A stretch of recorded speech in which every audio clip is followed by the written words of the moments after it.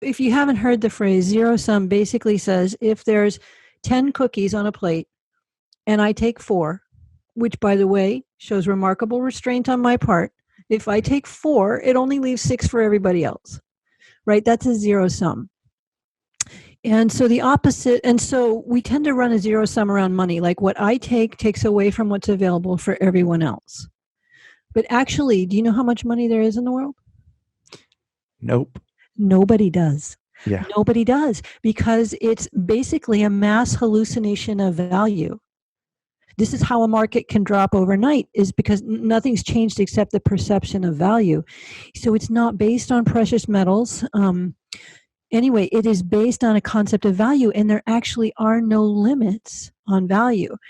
And so the opposite of a zero sum is technically called a non-zero sum, which is the most unimaginative term I can imagine.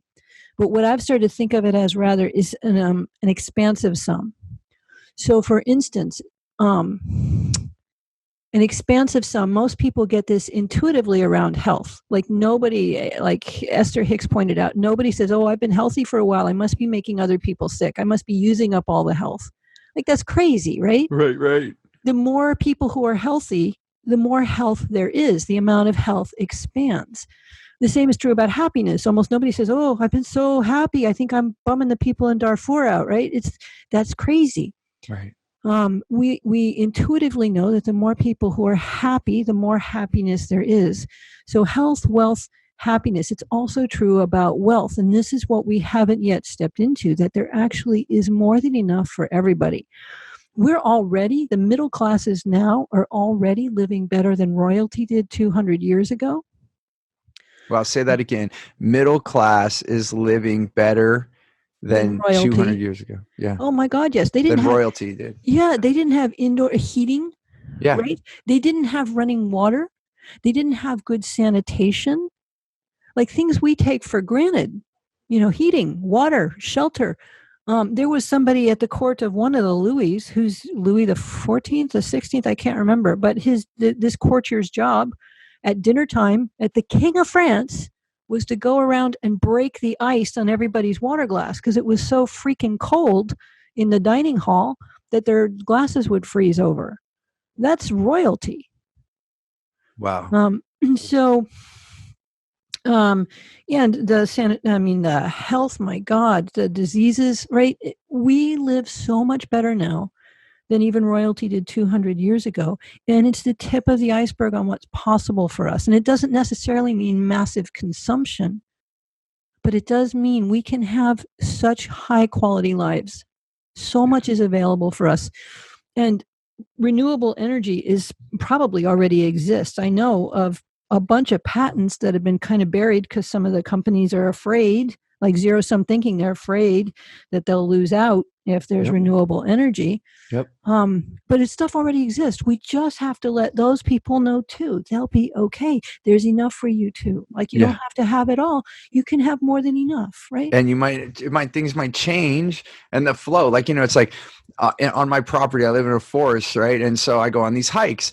Well, in this one path that I normally go on, one of the storms in the last year, one bay tree fell and it knocked over 2 more, and it totally blocked. And there was like, when it rained, a stream would go through there. So, well, first thing I noticed is, wow, the stream diverted, so the water still made it down the hill. It didn't stop or block it.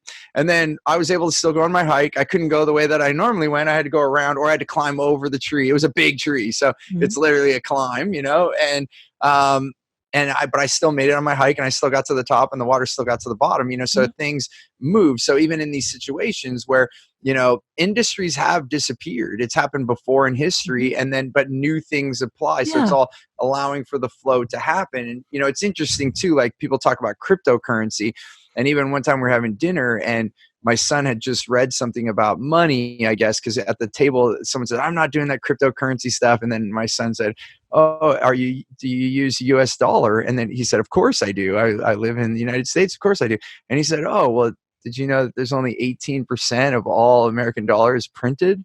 Mm-hmm. Yeah, it's cryptocurrency. So he's like, it's practically crypto already. Yeah.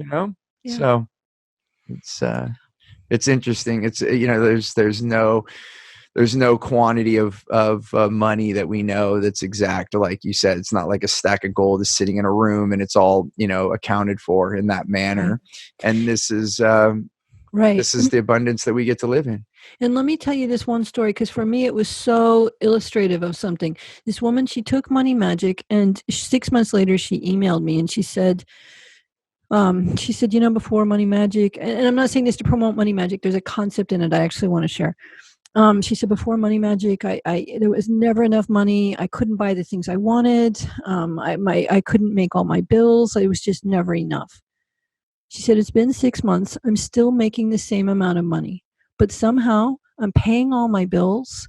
She said, I'm buying things I want more than I ever have in my life, and I'm saving money. Same amount of money, entirely different experience. Like, her beliefs changed, and the same amount of money is doing an entirely different job in her life. Right? It's like loaves and fishes territory. We have this potential, even with what we have now, for things to multiply in ways we can't imagine, that don't have to be destructive. We just have to change the filters, the beliefs we've been using, and like the universe is at our back. There's somebody that said the world doesn't change only through our eyes. Mm-hmm. Is where change comes, right? It's like this is true, right? Like, we change our perception all the time, and I can notice it now with all the work that we've done. Hey there, I want to give you something really big. It's called Clear Path to Customers. It's the way that we get the right language to get the right client. I like to call them your wow clients, so that you can have more results, more revenue, more raving fans, and more referrals. And I want to give this to you absolutely free. And all you have to do is go to stevenapolitan.com to check it out, or you can look at the description here. We'll put the details there. As always, remember, choose gratitude and create freedom.